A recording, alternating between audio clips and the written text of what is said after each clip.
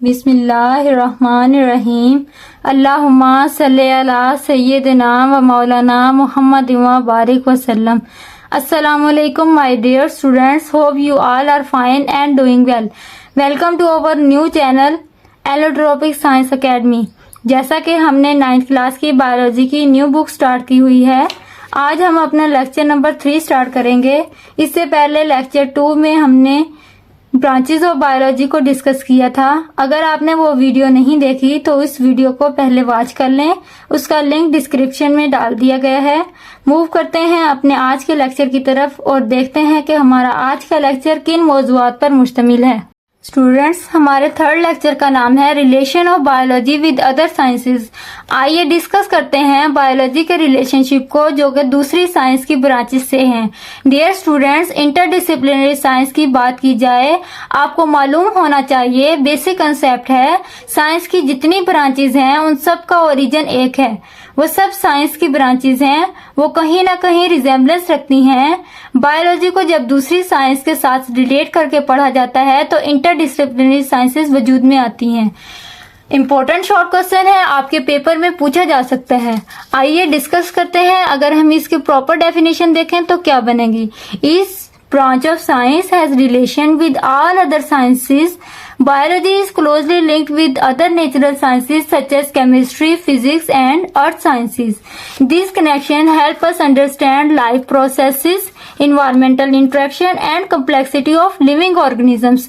ये तमाम कनेक्शन जो है वो हमारे हेल्प करते हैं अंडरस्टैंड करने में, किस किस में, लाइफ प्रोसेसेस में, इन्वायरमेंटल इंटरेक्शन यानी कि हमारे ऑर्गेनिज्म का इंटरेक्शन इन्वायरमेंट के साथ कैसा है, कम्प्लेक्सिटी ऑफ लिविंग ऑर्गेनिज्म की कम्प्लेक्सिटी को समझने में हमारी हेल्प करती है। आइए डिस्कस करते हैं चंद एग्जांपल्स को जो कि आपके बुक के अंदर डिस्क्राइब की गई हैं। फर्स्ट है बायोकेमिस्ट्री, दो अल्फाज का मजमूआ है। Bios means life, chemistry means chemical reaction. Dear student, chemistry में हम मैटर की कंपोजिशन को डिस्कस करते हैं, उसकी प्रॉपर्टीज को डिस्कस करते हैं। तो क्या हुआ biochemistry? Study of structure and reaction of different chemical substances in living organism, यानी कि लिविंग ऑर्गेनिज्म के जो है बॉडी के अंदर पाए जाने वाले जितने भी तमाम रिएक्शंस होंगे उनकी स्टडी क्या कहलाएगी? बायोकेमिस्ट्री कहलाएगी। ओके, और इसके अलावा जो मैक्रो मॉलिक्यूल्स हैं वो तमाम जो है वो किस में डिस्कस करते हैं? बायोकेमिस्ट्री के अंदर। मैक्रो मॉलिक्यूल्स कौन कौन से होते हैं? Carbohydrates, fats, lipids, proteins and nucleic acid. ये तमाम स्टडी जो है वो किस में होती है? बायोकेमिस्ट्री में होती है। देखते हैं इसकी एग्जांपल को। इसकी एग्जांपल में क्या है? केमिकल रिएक्शन ऑफ फोटोसिंथेसिस, यानी कि वाटर और प्लस कार्बन डाइऑक्साइड मिलेंगे तो क्या बनेगा? ग्लूकोज, और हमें एनर्जी जो है वो ग्लूकोज की फॉर्म में मिलेगी और ऑक्सीजन साथ मिलेगा।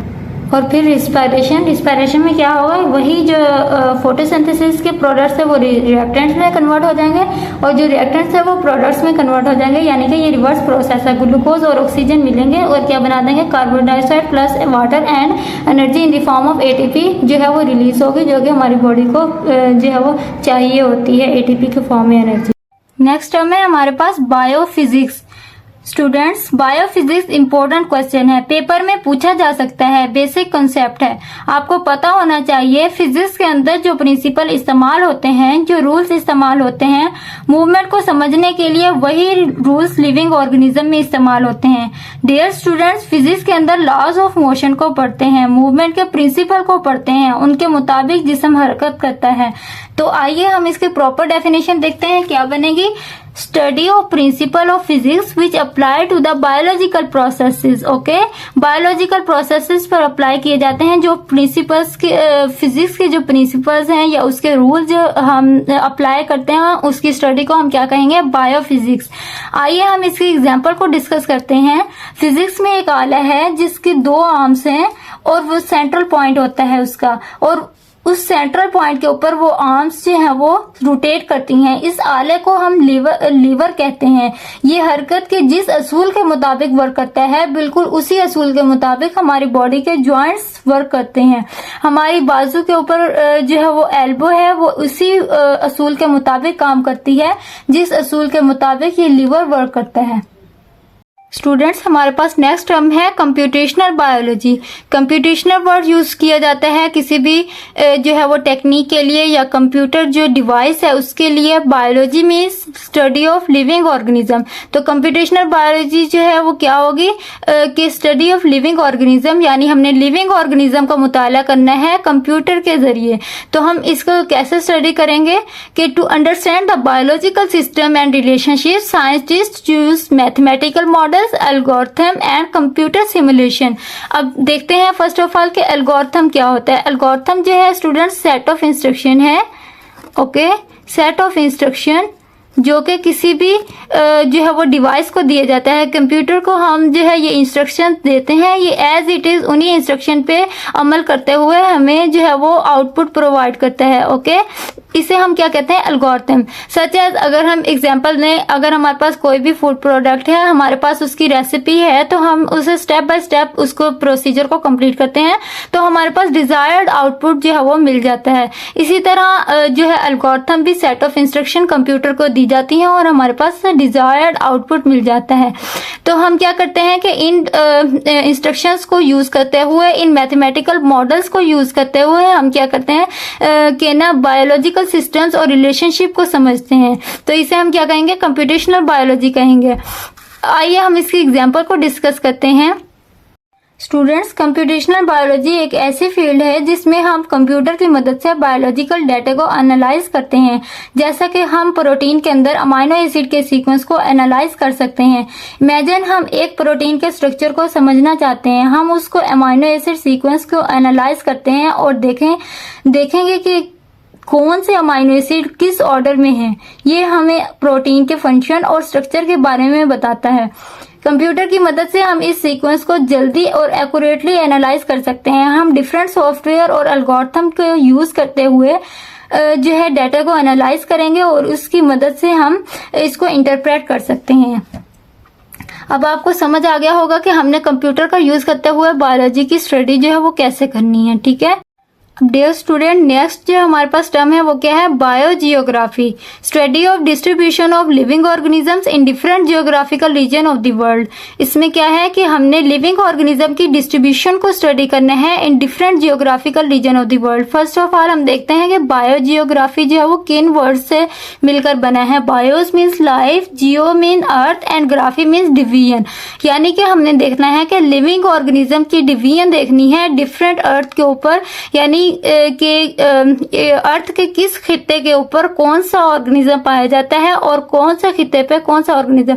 इस तरह हम देखेंगे इसकी डिवीजन जो है वो नेचुरली कुदरती तौर पर जो है हर एक ऑर्गेनिज्म की किस तरह डिस्ट्रीब्यूशन हुई हुई है। सेकंड टर्म है हमारे पास कि influence of climate change also studied. के इसके अंदर बायोजियोग्राफी के अंदर हम ना सिर्फ लिविंग ऑर्गेनिज्म की डिस्ट्रीब्यूशन को पढ़ते हैं बल्कि उसके अंदर हम क्लाइमेट चेंज को भी देखते हैं कि आया कि इस खित्ते के अंदर क्लाइमेट का कितना चेंजेस आ रही हैं और जो है उसके अंदर वेदर सिस्टम क्या है। ये सब हम किस में देखते हैं, हम बायोजियोग्राफी में। डियर स्टूडेंट्स, अगर हम बायोजियोग्राफी की एक एग्जांपल देखें तो हम कैसे देखेंगे कि लिविंग ऑर्गेनिज्म का डिस्ट्रीब्यूशन देखेंगे अर्थ के मुख्तलिफ खित्तों पर। हम देखते हैं कि अगर हम हिली एरियाज के अंदर जो ऑर्गेनिजम्स रहते हैं वो डिफरेंट होते हैं as compare to plane areas, यानी मैदानी इलाकों के अंदर जो ऑर्गेनिजम्स रहते हैं सहराई इलाकों में तो वो मुख्तलिफ होते हैं। किस तरह उनके अंदर कुछ जो है वो कैरेक्टरिस्टिक्स होती हैं जो उनको दूसरों से मुख्तलिफ बनाती हैं। एज अगर हम सपोज करें कि देखें ऑब्जर्व करें एक एनिमल जैसे कि ल्यूपर्ड वगैरह को देख लें, वो हिली एरियाज में ज़्यादातर रहते हैं, मारखोर, तो उनके ऊपर जो है वो थिक फर होते हैं जो कि उनकी बॉडी को एक्सटर्नल टेम्परेचर से बचाते हैं। बहुत ज़्यादा एक्सट्रीम एक्सटर्नल टेम्परेचर जब हो जाता है, कोल्डनेस बहुत ज़्यादा हो जाती है, तो वो थिक फर उनको हेल्प करते हैं कि उनको जो है वो कोल्डनेस से बचाते हैं। एज कम्पेयर टू अगर हम बात करें प्लेन एरियाज मैदानी इलाकों में, वहाँ के जो है वो ऑर्गेनिजम्स जो हैं वो डिफरेंट होते हैं। जो एयर के अंदर फ्लाई कर रहे हैं ऑर्गेनिज्म वो डिफरेंट हैं। और जो है सहराई इलाकों के अंदर जैसे कि हम कैमल की एग्जांपल लें, कैमल को जो है वो रेगिस्तान का जहाज कहा जाता है। वो इसलिए क्योंकि ये रेगिस्तान के अंदर ज़्यादा लंबे अरसे तक रह सकता है और इसके अंदर जो है ये कैपेबिलिटी होती है कि ये वाटर की स्टोरेज हो सकती है। इसके अंदर वाटर को बहुत से दिनों के लिए ये वाटर को स्टोर कर सकता है।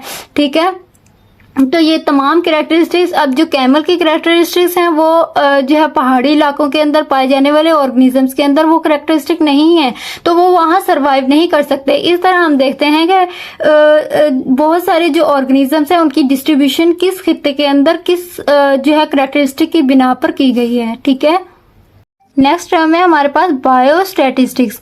Bios means life and statistics means analyse and interpret the data, यानी कि लिविंग ऑर्गेनिज्म का जो डाटा होगा उसे हम फर्स्ट ऑफ ऑल एनालाइज करेंगे एंड देन हम उसको क्या करेंगे, इंटरप्रेट करेंगे।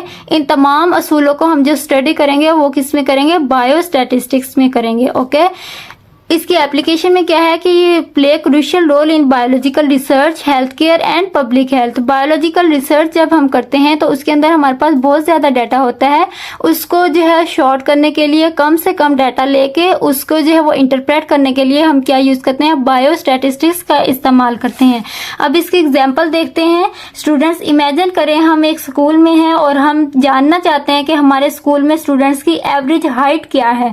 हम सभी स्टूडेंट्स की हाइट मैयर कर सकते हैं लेकिन ये बहुत मुश्किल होगा, इसलिए हम एक छोटा सैंपल लेते हैं। मान लीजिए कि हम 10 से 15 स्टूडेंट्स की हाइट लेंगे, हम उनकी हाइट को मैयर करते हैं और फिर हम एवरेज हाइट निकालते हैं। हम लिविंग ऑर्गेनिजम्स जैसे ह्यूमंस, एनिमल्स या प्लांट्स का डाटा को कलेक्ट करते हैं, उसको एनालाइज करते हैं और फिर उस डाटा को इंटरप्रेट करते हैं। तो इस तमाम को हम क्या कहेंगे, बायोस्टैटिस्टिक्स कहेंगे। ओके, देखते हैं नेक्स्ट टर्म है हमारे पास बायोटेक्नोलॉजी।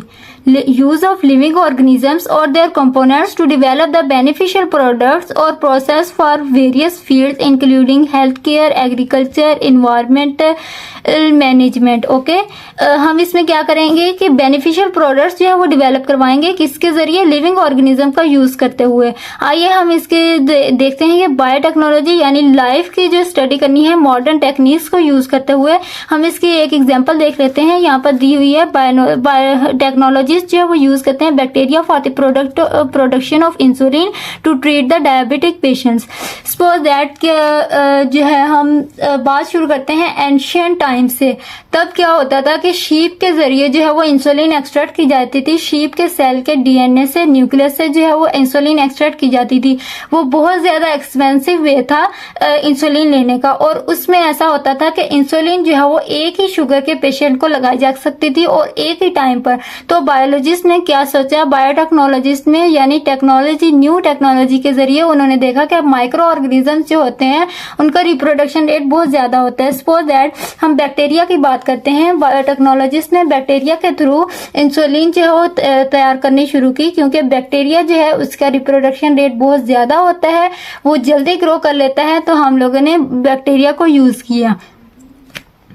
अब हमें इस एग्जाम्पल से क्या समझ आई कि लिविंग ऑर्गेनिज्म यानी बैक्टीरिया का यूज करते हुए हमने क्या किया, मेडिकल पर्पस के लिए बेनिफिशियल प्रोडक्ट बना लिया जो कि ह्यूमन वेलफेयर के लिए जो है वो बेनिफिशियल था। ओके, देखते हैं लास्ट टर्म है हमारे पास क्या है, बायो इकोनॉमिक्स।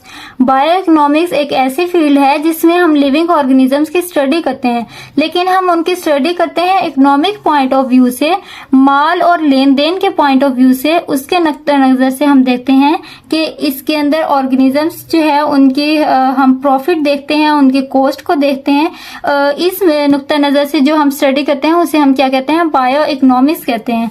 नेक्स्ट लिखा हुआ है कि इन बायो इकोनॉमिक्स साइंटिस्ट जो है वो कैलकुलेट करते हैं cost and profit of biological project. Okay, हम देखते हैं कि बायोलॉजिकल प्रोजेक्ट जो है वो तैयार किया गया है। हम देखेंगे उसके ऊपर फर्स्ट ऑफ ऑल जब जो है वो प्रोजेक्ट तैयार किया जा रहा था तो उसके ऊपर कितनी कॉस्ट लगी और एट द एंड हमें कितना प्रॉफिट मिला।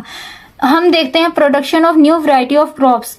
मान लीजिए कि अगर हम एक फार्मर हैं और हमने अपना फार्म जो है वो ओपन किया, उसके अंदर हमने डिफरेंट क्रॉप्स वगैरह लगाए हैं, तो क्या होगा कि वो प्लांट्स जो हमने जो है ग्रो करवाए हैं, ग्रो करवाने से पहले से लेकर ग्रो करवाने के बाद तक का प्रोसीजर जो हमने देखा है, उसके अंदर हमारे ऊपर जो कॉस्ट लगी है इन प्लांट्स के ऊपर, यानी कि उसके ऊपर जो हमने वाटर मैनेजमेंट के ऊपर जो कॉस्ट लगाई है, उसके अलावा लेबर्स वगैरह पे हमने कॉस्ट लगाई होगी, और जो है डिफरेंट जो कॉस्ट लगाई होगी वो तमाम को हम कैलकुलेट करेंगे, और कैलकुलेट करने के बाद हम प्रॉफिट देखेंगे कि आया कि हमें कितना प्रॉफिट मिला। और इसी तरह अगर हम देखें एनिमल्स का, एनिमल हस्बेंड्री के जो है एग्जांपल लें तो उसके अंदर क्या होगा कि हमारे पास एक फॉर्म है, उसके अंदर हमारे पास कॉज, बफलोस वगैरह रखी हुई हैं, तो उसमें हम देखेंगे कि इसके ऊपर कितने जो है वो कॉस्ट लगी है, यानी कि इसको जो है वो इसकी केयर करने पर कितनी जो है वो कॉस्ट लगी है, इसके जो है चारा डालने पर, इसकी खुराक पर, वो तमाम कॉस्ट को कैलकुलेट करेंगे एंड देन हम देखेंगे कि उसके ऊपर हमारा प्रॉफिट जो है वो कितना है। ये तमाम हम जो है वो स्टडी किसमें करते हैं, बायो इकोनॉमिक्स में। उम्मीद करती हूँ आपको मेरी ये वीडियो अच्छी लगी होगी और इस लेक्चर को आप एग्जाम के लिए अपने बुक के ऊपर नोट डाउन करेंगे। अगर आपको कोई क्वेरी है तो आप कमेंट सेक्शन में पूछ सकते हैं। मजीद इस तरह की वीडियोस देखने के लिए हमारे चैनल को लाइक करें, सब्सक्राइब करें ताकि नई आने वाली हर वीडियो आप तक पहुंच सके। Thank you for watching this video. मिलते हैं नेक्स्ट वीडियो में, तब तक के लिए अल्लाह हाफिज।